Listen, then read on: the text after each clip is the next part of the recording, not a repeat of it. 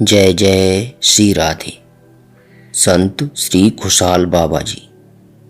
खान देश में फैजपुर नामक एक नगर है। वहाँ 150 साल पूर्व तुलसीराम भावसार रहते थे। इनकी धर्मपरायणा पत्नी का नाम नाजुकबाई था। इनकी जीविका का धंधा था कपड़े रंगना। दंपति बड़े ही धर्मपरायण थे। जीविका में जो कुछ भी मिलता उसी में आनंद के साथ जीवन निर्वाह करते थे। उसी में से दान धर्म भी किया जाता था। इन्हीं पवित्र माता पिता के यहाँ यथा समय श्री खुशहाल बाबा का जन्म हुआ था।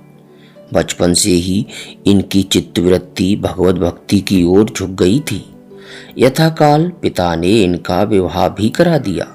इनकी साध्वी पत्नी का नाम मेवराबाई था। दक्षिण श्री क्षेत्र पंढरपुर बहुत प्रसिद्ध है। वहाँ आषाढ़ और कार्तिक शुक्ल पूर्णिमा को बड़ा मेला लगता है।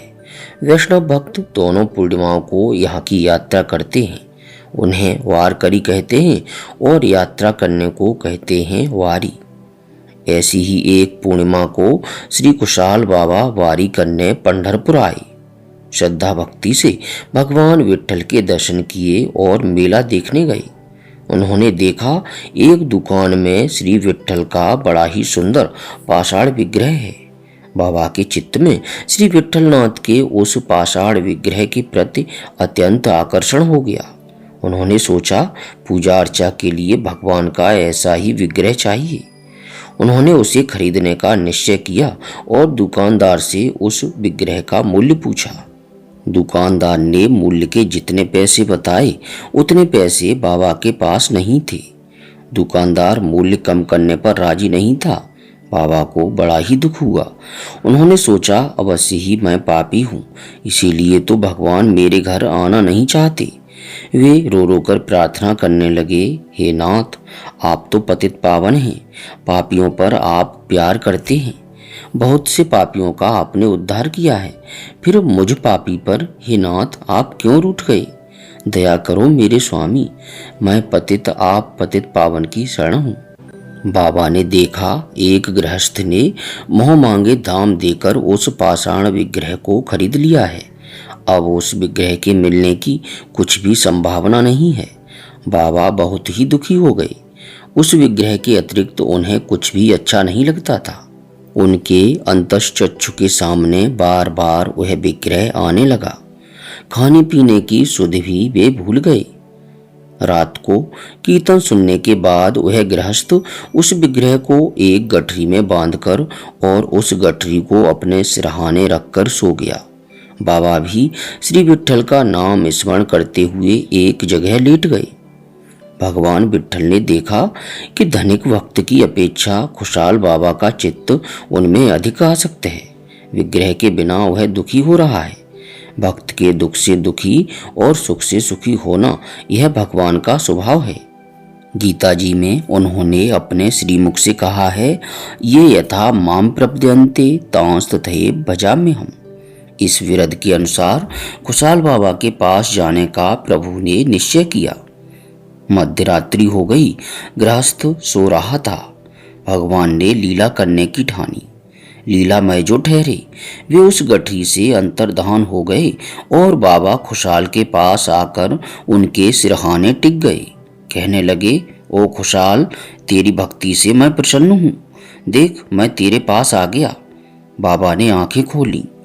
भगवान को अपने सिरहाने देखकर उन्हें बहुत हर्ष हुआ।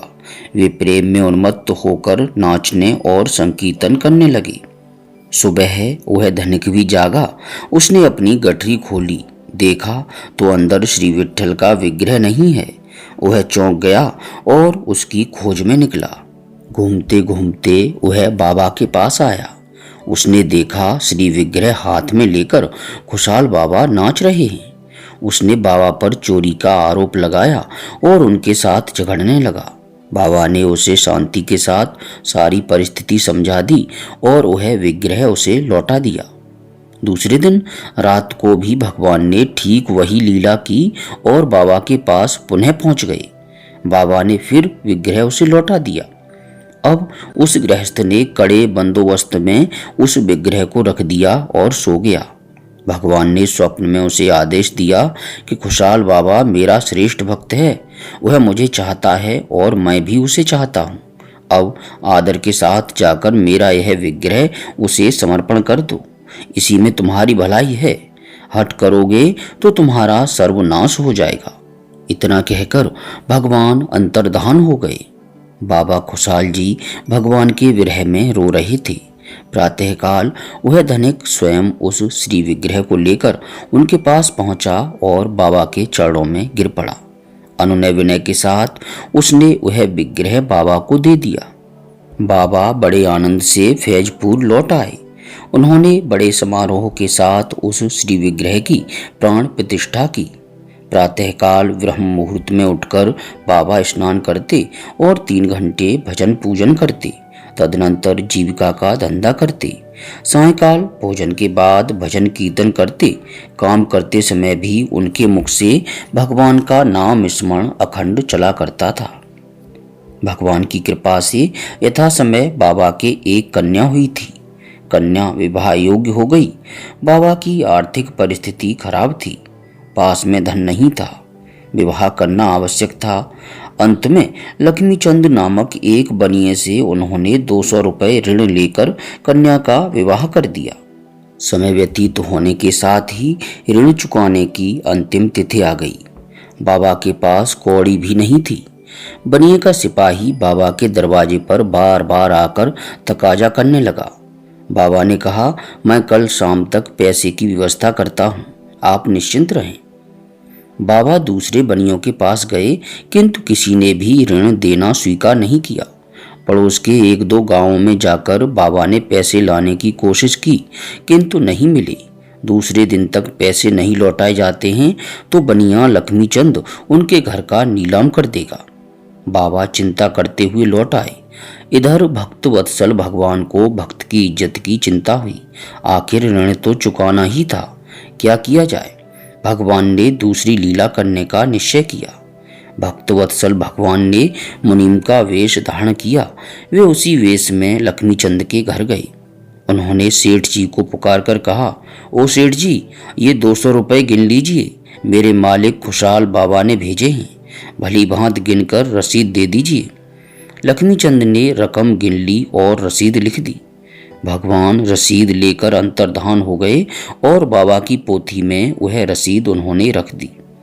दूसरे दिन बाबा ने स्नान करके गीताजी की पोथी खोली, देखा तो उसमें रसीद रखी थी। रसीद देखकर बाबा आश्चर्यचकित हो गए और भगवान को बार बार धन्यवाद देकर रोने लगे। बाबा ने सोचा, जरूर ही वह बनिया पुण्यवान है, इसीलिए तो भगवान ने उसे दर्शन दिए। मैं अभागा पापी हूँ, द्रव्य का इच्छुक हूँ, इसी से भगवान ने मुझे दर्शन नहीं दिए। उनके महान परिताप और अत्यंत उत्कट इच्छा के कारण भक्तवत्सल ने द्वादशी के दिन खुशहाल बाबा के सम्मुख प्रकट होकर दर्शन दिए। प्यारे भक्तों, उसी गांव में लालचंद नामक एक बनिया, जिसे मराठी में वाणी कहते हैं, रहता था। उसने नित्य पूजा के लिए भगवान राम, लक्ष्मण और भगवती सीता के सुंदर सुंदर विग्रह बनवाए। रात में जब वह सो गया तब भगवान श्री रामचंद्र स्वप्न में आए और उन्होंने उसको आज्ञा दी, लालचंद, हम तुझ पर प्रसन्न हैं, किंतु हमारी इच्छा तेरे घर में रहने की नहीं है। हमारा भक्त खुशहाल इसी नगर में रहता है, उसको तू यह सब श्री विग्रह अर्पित कर। जब भी तुझे दर्शन की इच्छा हो तभी वहां जाकर दर्शन कर लेना, इसी में तेरा कल्याण है। मनमानी करेगा तो मैं तुझ पर रूठ जाऊंगा। सुबह नित्य कर्म करने के बाद लालचंद बनिया वे सब विग्रह लेकर बाबा के चरणों में उपस्थित हुआ। बाबा को स्वप्न निवेदन करके उसने वे सब विग्रह उनको समर्पित कर दिए। बाबा खुशहाल भक्ति प्रेम से उन विग्रहों की पूजा करने लगे। उन्होंने नगरवासियों के सम्मुख भगवान का मंदिर बनवाने का प्रस्ताव रखा। नगरवासियों ने हर्ष के साथ उसे स्वीकार किया और सबके प्रयत्न से भगवान श्री राम का भव्य मंदिर बन गया। वैदिक पद्धति से बड़े समारोह के साथ उन श्री विग्रहों की प्रतिष्ठा मंदिर में की गई। आज भी श्री संत खुशहाल बाबा की भक्ति का परिचय देता हुआ वह मंदिर खड़ा है। वृद्धावस्था में जब बाबा ने देखा कि अब अपनी मृत्यु समीप आ गई है, तब वे संसार की सारी आसक्ति स्वरूपतः निकालकर अनन्य चित्त से भजानंद में निमग्न रहने लगे। कहते हैं, उन्होंने अपना मृत्यु काल निश्चित रूप से अपने मित्र मनसाराम को पहले ही बता दिया था। ठीक उसी दिन कार्तिक शुक्ला चतुर्थी शक 1772 को भगवान का नाम स्मरण करते हुए बाबा भगवान की सेवा में सिधार गए। उनके पुत्र का नाम श्री हरबुआ था। वे भी पिता के समान ही बड़े भगवत भक्त थे। उनके पुत्र रामकृष्ण और रामकृष्ण के पुत्र जानकी राम बुआ भी भगवत भक्त थे। खुशहाल बाबा ने काव्य रचना भी की है। करुणा स्तोत्र, दत्त स्तोत्र, दशावतार चरित आदि उनके ग्रंथ हैं। गुजराती भाषा में लिखे हुए उनके गर्वो प्रसिद्ध हैं। आज भी तददेशीय लोग उन्हें गाते हैं। बोलो भक्त और उनके भगवान की जय।